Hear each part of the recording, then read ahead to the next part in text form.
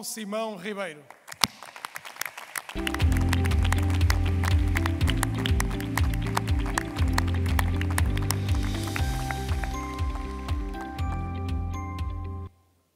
Isto para um tipo já com uma idade é complicado ver aqui. Isto é uma piada, mas retrata uma coisa muito especial.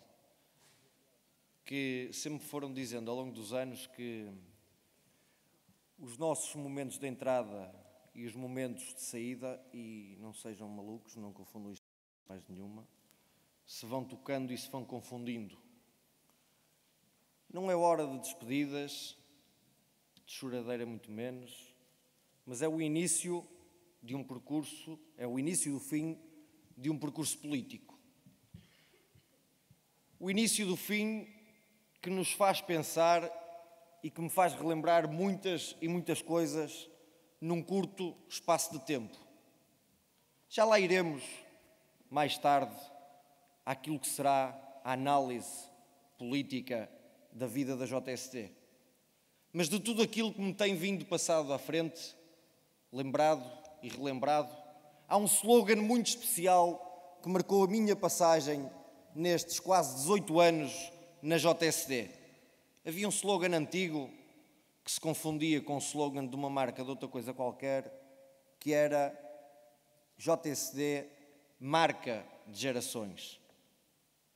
E é pensando e tendo em mente este slogan da JSD que muitos dos mais duplamente jovens que aqui estão se poderão recordar, que eu quero cumprimentar esta noite aquilo que é um autêntico, perdoem-me, ajuntamento multigeracional de soldados, de dirigentes, de gente que combateu pela juventude portuguesa, que está ao lado da juventude portuguesa, independentemente da sua condição, do seu lugar, das suas decisões e da sua vontade em qualquer momento. Quero cumprimentar o José Batista, quero cumprimentar o engenheiro Bragança Fernandes, que é mais jovem do que muita gente que está cá dentro. Quero cumprimentar o Marco Barbosa, presidente da JSD da Póvoa de Varzim, a Andrea, a grande Andrea Silva, que era uma das melhores presidentes de conselho da JSD quando eu cá entrei na década de 1950. Ela continua jovem, eu não, mas é e foi uma grande dirigente da JSD e por isso hoje é uma das melhores e mais bem preparadas autarcas que o país tem e a JSD orgulha-se disso, eu orgulho-me disso particularmente. Cumprimento à Presidente da Distrital do Porto da JSD, Sofia Matos, à nossa Presidente da Comissão Organizadora do Congresso, à Susana Duarte, um cumprimento ao Presidente Jorge Nuno Sá, que nos honra com sua presença, um cumprimento especial a um dos tipos mais teimosos, mais malfeitios, mas um grande Secretário-Geral da JSD, ao Bruno Coimbra, que aqui está e que me dá o gosto e o prazer de fazer o favor de ser meu amigo. Um cumprimento ao Secretário-Geral da Distrital do Porto, o Engenheiro José Manuel Soares, ao Secretário-Geral Adjunto do PSD, Hugo Carneiro, minhas amigas e meus amigos, a todos vocês, a cada uma e a cada um dos militantes e dirigentes da JSD esta noite, eu quero cumprimentá-los em alguém que sei que, pela sua determinação, pela sua lealdade, pela sua garra e pela sua coragem política e, ao mesmo tempo, pela simplicidade com que emprega em todas as coisas, faz dele um militante da JSD, apesar do seu aspecto, é na mesma jovem. Ao José Silvano, Secretário-Geral do Partido Social Democrata, quero cumprimentar a si e em si toda a gente que está neste pavilhão. Quero lhe dizer de forma pública e frontal, o seu sucesso é o meu sucesso enquanto jovem português. O seu sucesso nas suas funções é o sucesso da JSD. O seu sucesso é o sucesso do Partido Social Democrata. E o Partido Social Democrata, sendo bem sucedido, com certeza que muitos dos jovens portugueses que estão nesta sala e que estão atentos também a este congresso lá fora, perceberão que bem sucedido será o seu futuro. Por isso, hoje como Presidente da JSD, amanhã na condição de soldado raso, conte comigo para aquilo que der e vier, porque Portugal precisa de si, Portugal precisa do Partido Social Democrata.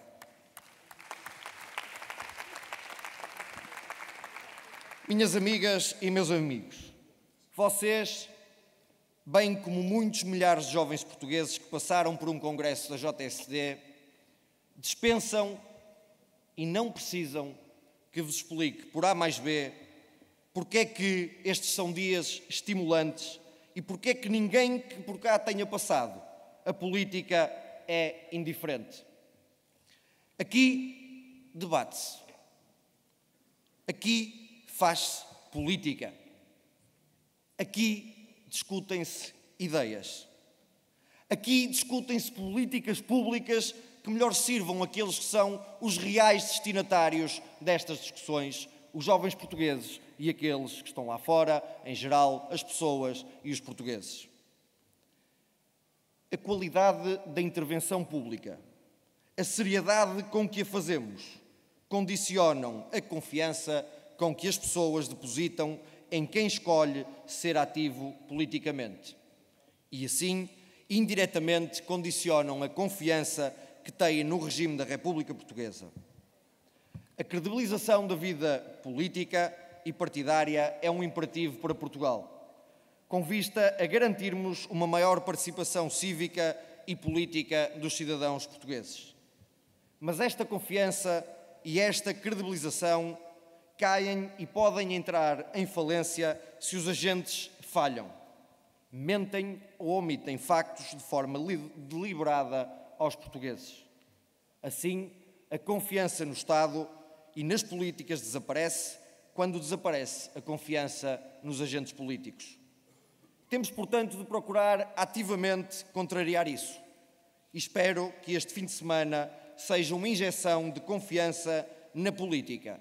E mais do que isso, a compreensão de que há, na política, políticos e políticas sérias e que estas têm como base as suas preocupações na sua ação, a sociedade e não a sua propriedade. A confiança na política falha quando vemos políticos a mentir. A confiança falha na imprensa quando os vemos a propalar mentiras ou fake news.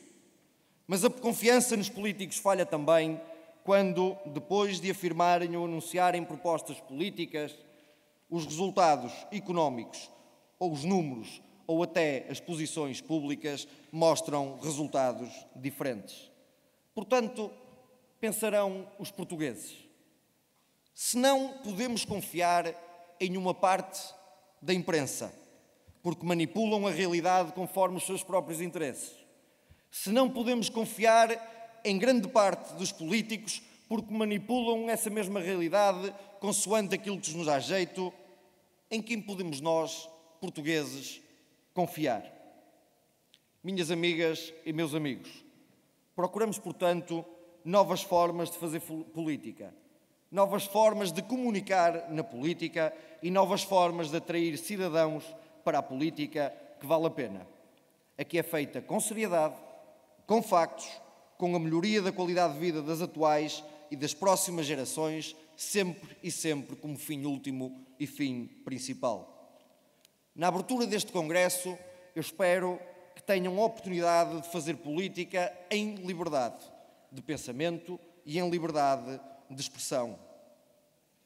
E é esta mesma liberdade, a liberdade de expressão, a qual eu nunca vi em 3 décadas de existência de vida tão condicionada quanto hoje. Vocês são livres de fazer política, de fazerem as vossas escolhas pessoais, profissionais e políticas de forma absolutamente livre.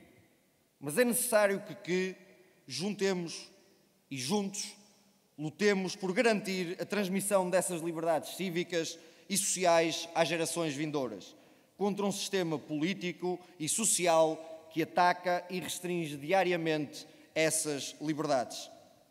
A verdadeira liberdade é de alguém que não é condicionado nas suas escolhas, sejam restrições à sua liberdade de expressão, de movimento, de intervenção política, mas também restrições à informação ou restrições de caráter económico.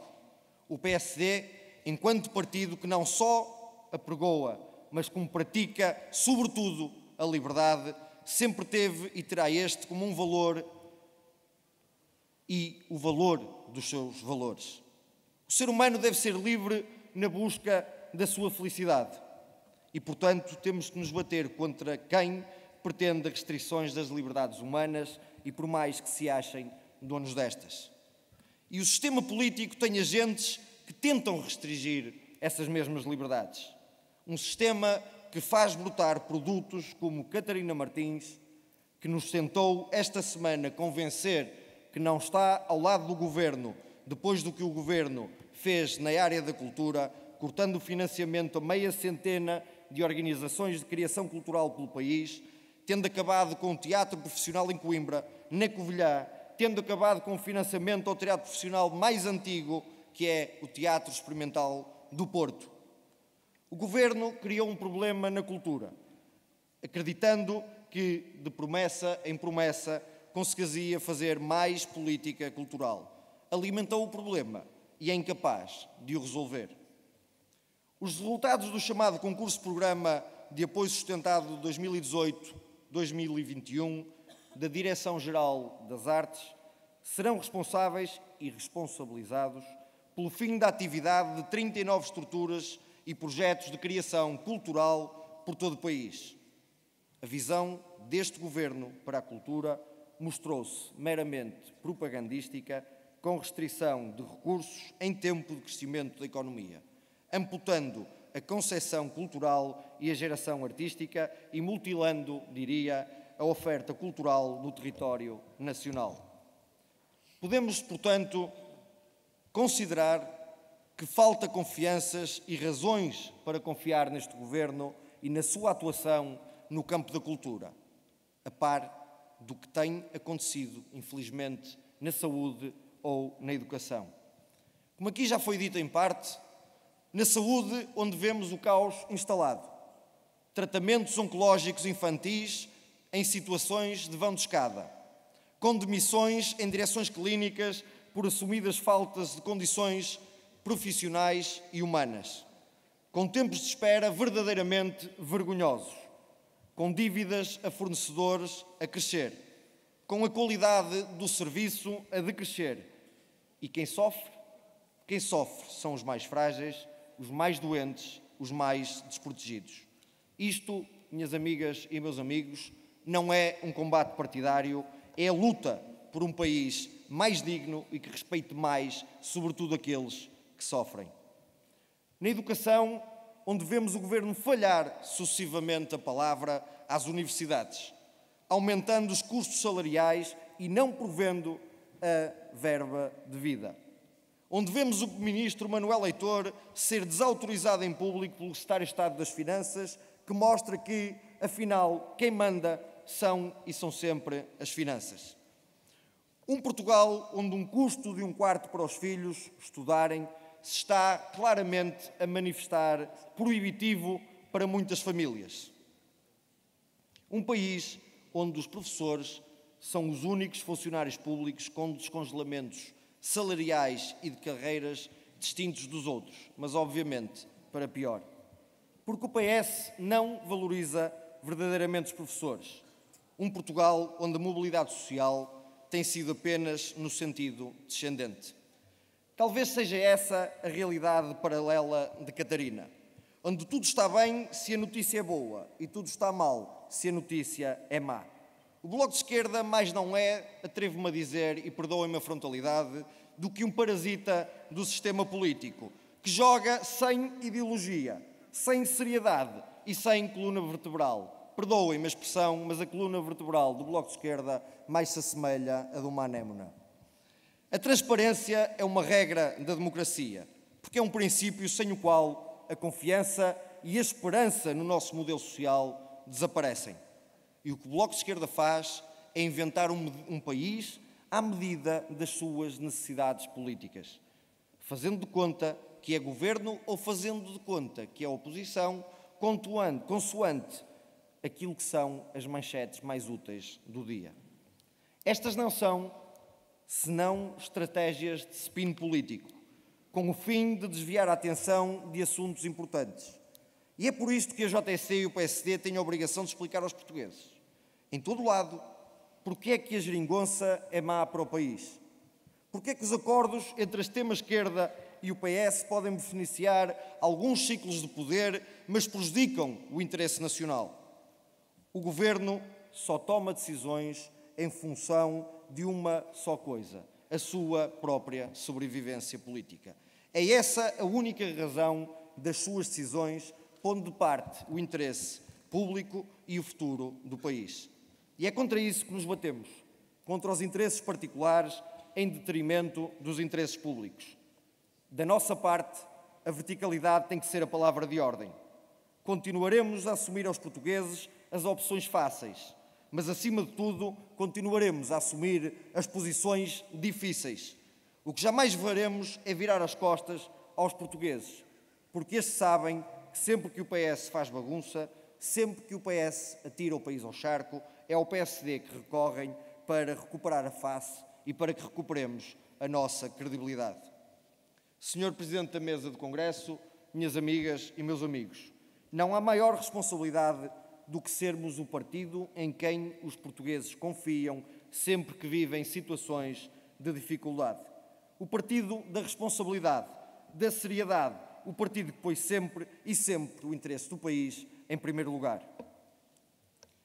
Como já tive a oportunidade de dizer uma vez, para a esquerda a política é a arte de dizer a mesma coisa de duas formas diferentes. Esta curta frase será talvez um dia o epitáfio do Partido Socialista. A frase escrita na sua lápide: não prevejo fim diferente a quem engana diariamente os portugueses, lançando notícias falsas, promovendo discursos demagógicos e tentando todos os dias colar o PSD e ao PSD rótulos que não se coadunam com a nossa identidade. O Partido Socialista de António Costa especializou-se na arte de enganar os portugueses, filtrando e martelando números e informações, criando distrações políticas e sempre fugindo à sua responsabilidade quando é hora de dar a cara e de assumir, sobretudo nos momentos difíceis. São enormes os desafios para as novas gerações. Reabilitar a política, percebendo que esta não se faz só nos partidos, mas que não se faz sem eles. Reabilitar a confiança no Estado, mas que só se faz isto com seriedade e não cedendo jamais à demagogia e à mentira. Reabilitar a participação cívica dos portugueses, mas isto só se faz com transparência, honestidade e requerendo sempre a sua própria participação. A maioria dos portugueses, é um facto, não confia hoje no sistema político e não confia, por conseguinte, no próprio Estado. Não confia quando são maltratados por regulamentos e práticas sem nexo no IFP, nas finanças ou na segurança social. Não confiam quando veem no Estado e que o Estado não trata todos por igual. Não confiam quando veem os seus impostos desbaratados em opções políticas que deveriam fazer qualquer homem e mulher de bom senso corar de vergonha. Defendemos que temos que reformar o Estado para que os portugueses confiem nele. Precisamos de um Estado que não está entregue a jogos de satisfação de clientelas em função da sua capacidade reivindicativa, mas sempre em função daquilo que é justo, do que é correto fazer. E precisamos de um país que olhe, finalmente, para as centenas de milhares de jovens portugueses expatriados à força e que os saiba chamar, potenciar e aproveitar. Nunca se esqueçam que temos um papel fundamental na confiança que os portugueses depositam no regime político e democrático. Regime esse que acreditamos, defendemos e que acarinhamos. Um regime com liberdade e com solidariedade. E que o respeito e a liberdade se materializem em visões concretas. Visões como as que defendemos em matérias como a solidariedade intergeracional, sem a qual repudiamos o esforço em matéria fiscal que os governos de esquerda normalmente impendem às gerações vindouras. Porque se, enquanto país, chamamos as próximas gerações a pagar contas, temos, no mínimo, de lhes dar oportunidade de ter uma participação e um papel na decisão do seu próprio futuro coletivo. Defendemos um Portugal e uma sociedade aberta, cosmopolita, contra os que defendem o regresso às fronteiras nacionais e resistem às novas formas de organização económica e social. Minhas amigas e meus amigos, fazer política é razoavelmente simples. Tem dias. Saber fazê-la em tempos de fortes alterações nos modelos de organização económica e social é um desafio bem mais complexo e que pressupõe, portanto, uma visão e um conhecimento do mundo que só os jovens têm e que têm, neste caso, um papel absolutamente fundamental. Não se enganem, o partido e o país precisa de cada um de vós.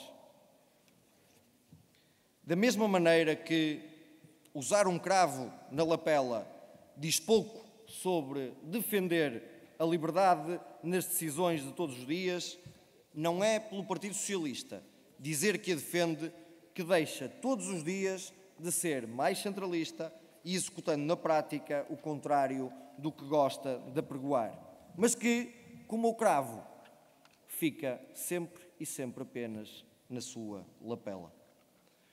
Quando o PSD fala, portanto, em liberdade, fala com alma, mas fala sobretudo com razão. Somos verdadeiramente o partido da liberdade real e não das liberdades imaginárias. Porque isso mesmo é social-democracia, a realização do ser humano em liberdade, desenhando e implementando reformas, conseguindo na forja do voto popular a construção de uma sociedade livre e justa. Acreditamos e continuaremos a provar que a social-democracia é desejável em Portugal. E estamos certos que ela é o meio próprio para construirmos para nós e para os vindouros uma sociedade nova, livre e mais justa. Um partido pelo trabalho e, portanto, um partido pela liberdade.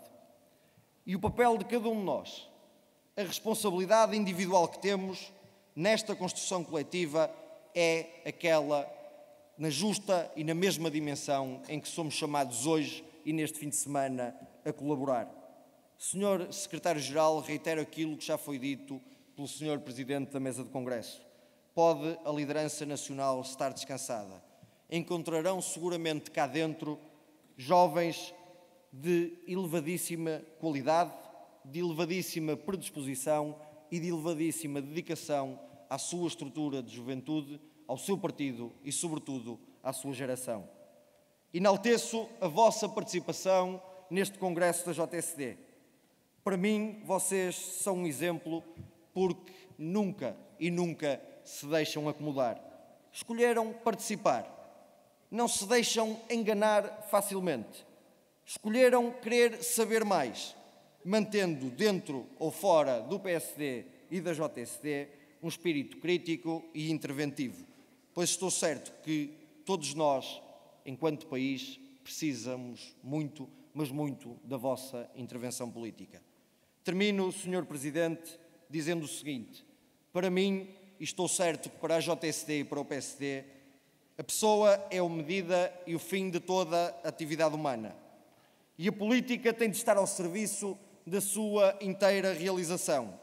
Esta é a nossa nova regra, este é o nosso novo início, esta é a nossa nova meta. Quando? Sempre, a cada dia, todos e todos os dias. Senhor Secretário-Geral, minhas amigas e meus amigos, viva a JSD, o PSD, mas viva sempre e, acima de tudo, Portugal. Muito obrigado.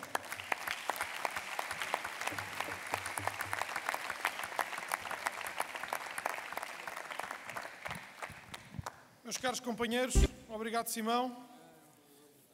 Antes de passarmos ao ponto seguinte, algumas informações que vão anteceder vou acompanhar o Secretário-Geral à saída, mas antes disso só dar-vos algumas informações.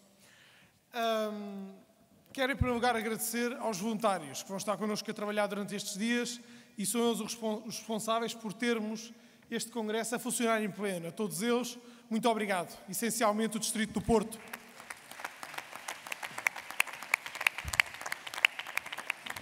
Aos funcionários do PSD, que uma vez mais nos acompanham, são já a tradição da casa e são eles que nos apoiam em todas as funções logísticas. à Tuxa, ao Pedro Silva, ao Teixeira, ao Luís Dias, ao Francisco Lourenço, ao Meireles. Vocês vão conhecê-los, eles andam aí para a sala. Muito obrigado a todos vós por se entregarem mais uma vez a esta vossa casa que é a JSD. Vocês também são nossos honorários. O agradecimento mais pessoal da casa é à Cristina e à Teresa. São elas as responsáveis por 365 dias de casa. São elas as nossas 2 estrelinhas. E para elas o nosso muito obrigado por mais uma vez aceitarem esta empreitada do 25º Congresso Nacional da JSD. Obrigado, Cristina. Obrigado, Teresa. Cristina. Eu peço, agora que nós vamos parar os trabalhos durante 5 minutos máximo, aos observadores que vão então, por favor, para as bancadas, para que nós possamos continuar os trabalhos com os delegados e com os participantes na sala. Aqui na parte de baixo, os observadores basta subirem a escada e acederem às bancadas, por favor. Só dar-vos uma nota. Nós vamos proceder agora ao início das inscrições para o ponto 1, análise do mandato, e para as despedidas dos militantes que vão sair da JSD. E, portanto, peço que durante este intervalo que vamos agora fazer, se venham inscrever à mesa. Os 2 secretários da mesa já têm os papéis para inscrição. Venham cá inscrever-se para que tenhamos esses dados e para vos irmos chamando. Vamos tentar que os trabalhos hoje terminem por volta das 2 da manhã e peço-vos numa ótica de respeito por todos os militantes que não abandonem a sala, em primeiro lugar, e quando o fizerem, o façam no máximo silêncio possível para que quem estiver a discursar não seja interrompido pelo barulho das pessoas a conversarem na sala. Acho que é uma premissa mínima. Vamos parar durante 5 minutos e vamos reiniciar os trabalhos. Obrigado e até já.